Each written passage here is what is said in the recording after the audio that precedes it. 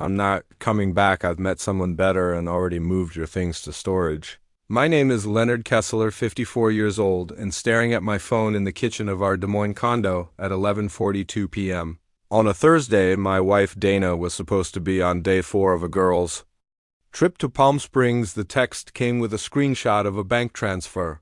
$118,000 moved from our joint savings to her personal account. I set my phone down and finished my coffee. 15 years of marriage ended in 2 sentences and a screenshot for months. There had been signs, weekend getaways that stretched longer, new clothes she never wore around me, phone calls that stopped when I entered a room. I noticed it all. I'm a forensic accountant. Noticing discrepancies is what I do for a living, but I said nothing. Maybe that was my first mistake, or maybe my first mistake was marrying someone who thought my career was just spreadsheets and boring numbers. I opened my laptop and checked one of my email accounts. One Dana didn't know existed. 3 notifications from my bank security system. Someone had attempted to change passwords on accounts Dana had never seen. She was being thorough. I had to respect that. I picked up my phone and typed 2 words in response: good luck. Then I called my brother Jason. Remember that contingency plan we discussed 5 years ago? I said when he answered, "It's time. Are you sure?" He asked. "Yes," I replied. She just made her move. I hung up and glanced at the wedding photo on the wall. It was the only picture in the condo that still had both of us in it. I should have noticed that too. I met Dana Bowman at an alumni event for the University of Iowa.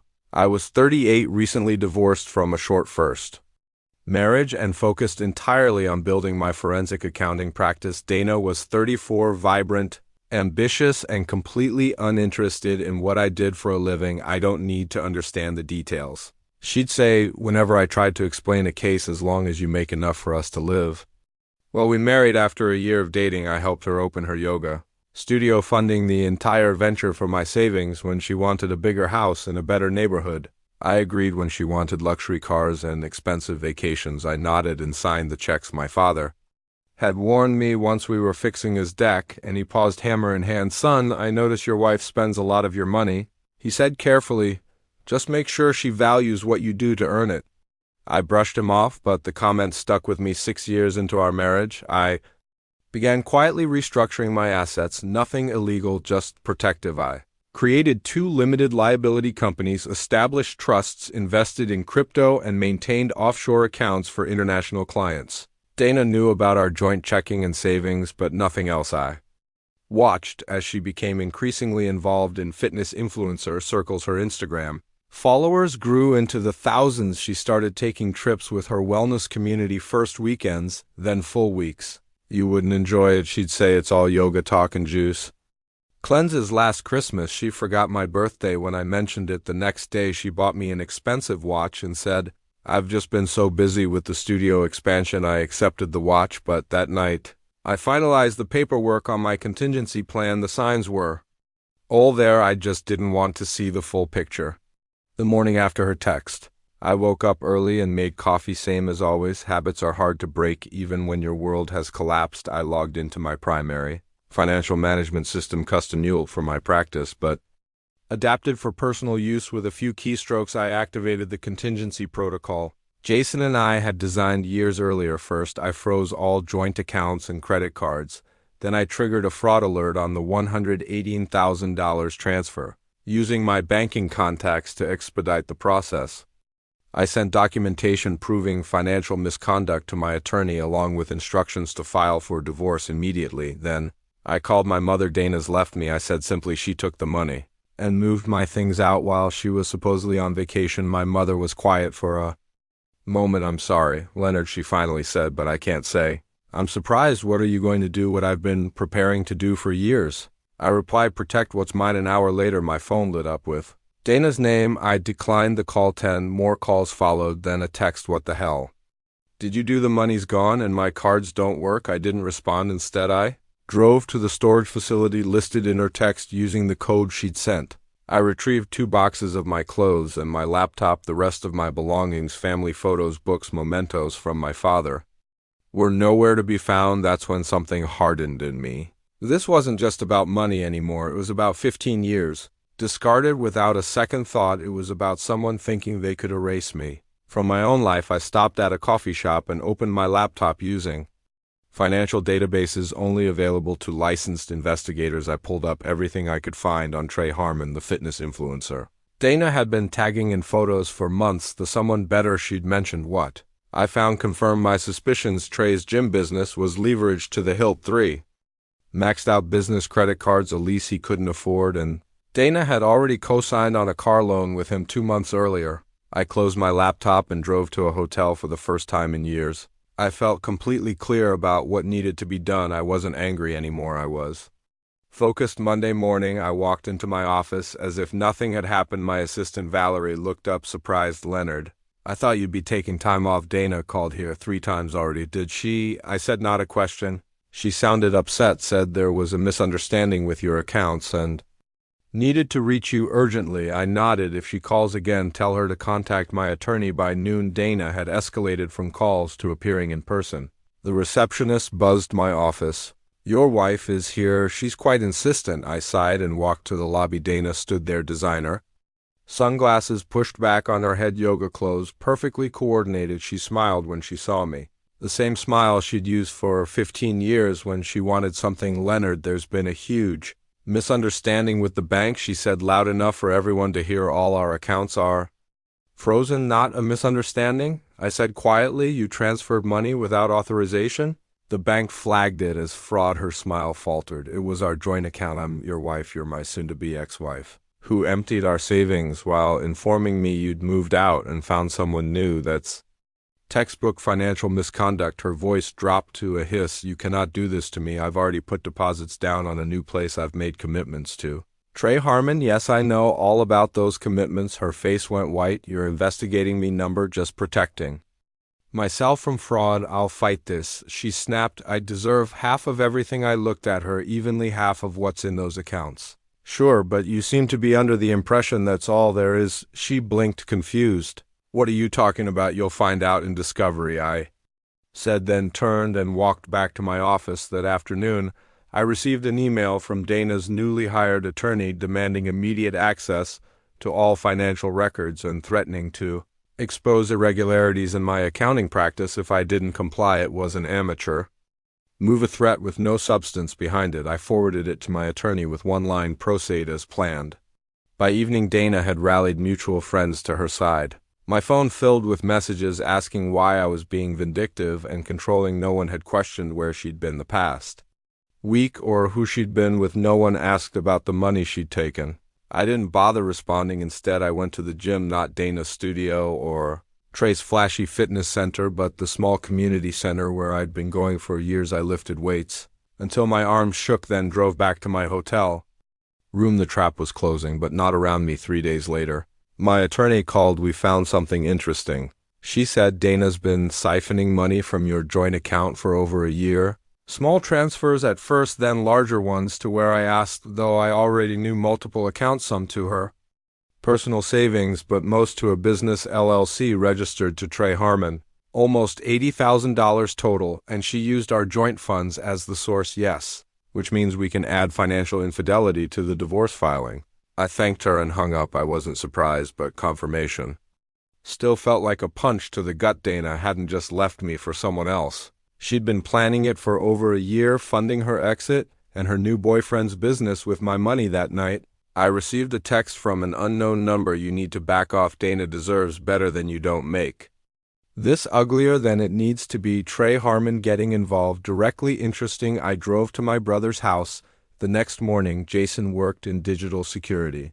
The perfect complement to my financial expertise. We'd collaborated on cases before, but this was different. I need everything you can find on Harmon Fitness LLC. I told him bank records, loans, credit applications, everything. Jason raised an eyebrow. Legal channels only, right, of course. We're just connecting public dots faster than most people could. 3 hours later, we had our answer. Trey Harmon wasn't just in debt, he was underwater. His social media poor trade success, but his business was failing. The new equipment, the expansion, the promotional events, all funded through risky loans, and more recently, Dana's investments. But there was something else, something Dana couldn't have known. Look at this, Jason said, pointing to his screen. Harmon applied for a small business loan 4 months ago.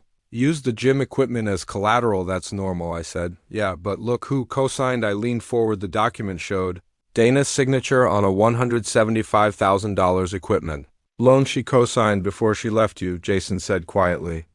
But here's the kicker, the loan specifies joint responsibility with her spouse. They used your marital status to secure better terms. I stared at the screen. She put my assets on the hook for his loan without my knowledge. Exactly, and there's more: 3 credit cards, a car lease, and the new commercial space rental, all co-signed by Dana, all leveraging your marital assets as security. I stood up and walked to the window outside. Children were playing in the yard next door, oblivious to the adult complications of the world. She has no idea what she's done, I said finally, and neither does he.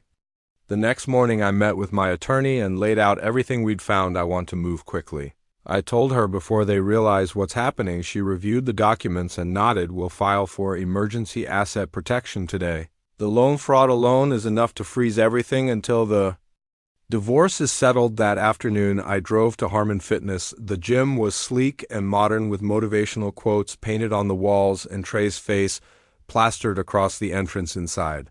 20-sums in expensive workout gear took selfies between half-hearted sets. Trey spotted me immediately. He was taller in person, with the artificial tan and capped teeth of someone who'd built their career on appearance. He walked over, hand-extended, smile perfectly calibrated. You must be Leonard. He said Dana's mentioned you. I'm sure she has, I replied, not taking his hand. We need to talk privately. His smile faltered, but he led me to his office, glass-walled, visible to everyone but soundproof. What can I do for you? He asked, closing the door. I placed a folder on his desk. This is every financial document connecting you to Dana loans, credit cards, leases. All co-signed using our marital assets as security. He picked up the folder cautiously. I don't understand. It's simple. Dana used our marriage to back your business loans. Now we're divorcing and those guarantees are invalid. The color drained from his face as he flipped through the pages. These are all legitimate business arrangements between Dana and me, maybe, but the banks approved them based on our combined assets and income assets. She no longer has access to. He closed the folder. What do you want? Nothing from you. I just thought you should know what's coming. The banks will be calling those loans due very soon. Dana said you were wealthy, he said, voice hardening. That money's not an issue for you. Money's never been the issue. I replied trust was. I stood up to leave, but paused at the door. One more thing. When Dana moved out, she took some items of sentimental value to me, family photos, my father's watch, things money can't replace. He stared at me for a long moment. I'll see what I can do. I nodded and left. The next day, a courier delivered a box to my hotel. Inside were the missing photos, my father's watch, and other personal items. No note included. That same afternoon, my attorney confirmed the emergency asset protection had been granted. All shared assets would remain frozen until the divorce was finalized. I logged into my financial management system and reviewed the alerts. Dana had attempted to access our frozen account 17 times in the past 24 hours. She'd also tried to open a new credit line using our home as collateral. Denied. My phone lit up with her name again. This time I answered. What have you done? She demanded, voice shaking. The bank called in Trey's loans, all of them. They're seizing the equipment tomorrow.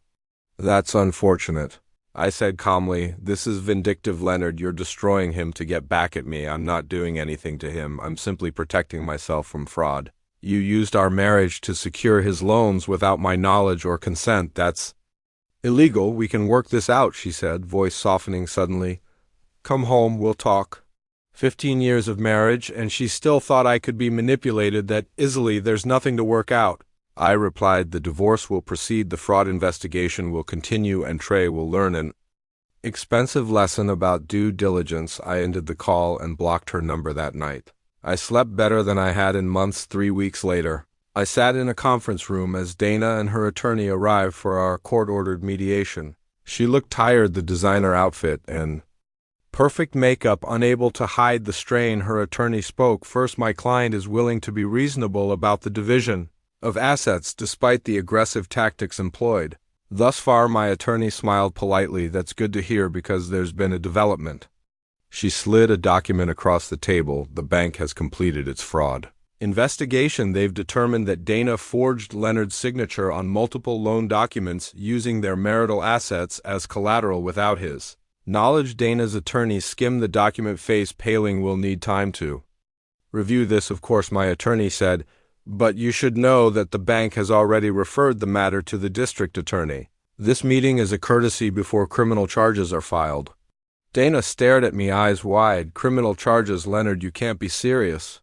I met her gaze steadily. I didn't file the charges, the bank did. That's what happens when you commit loan fraud. Her attorney whispered something in her ear. She shook her head vehemently. If Miss Bowman is willing to sign our proposed settlement agreement today, my attorney continued, Leonard is prepared to provide a statement to the bank that could mitigate the criminal implications.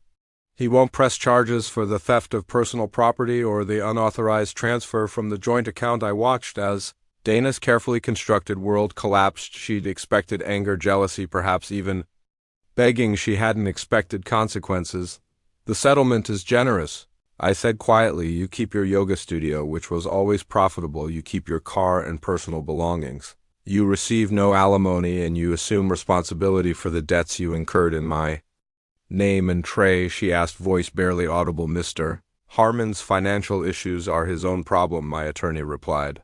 But without your husband's assets backing those loans, I understand the bank has already begun repossession proceedings. Dana signed the papers without further argument. As we left the conference room, she caught my arm. I never thought you'd fight back like this, she said. You always just went along with everything that was my choice.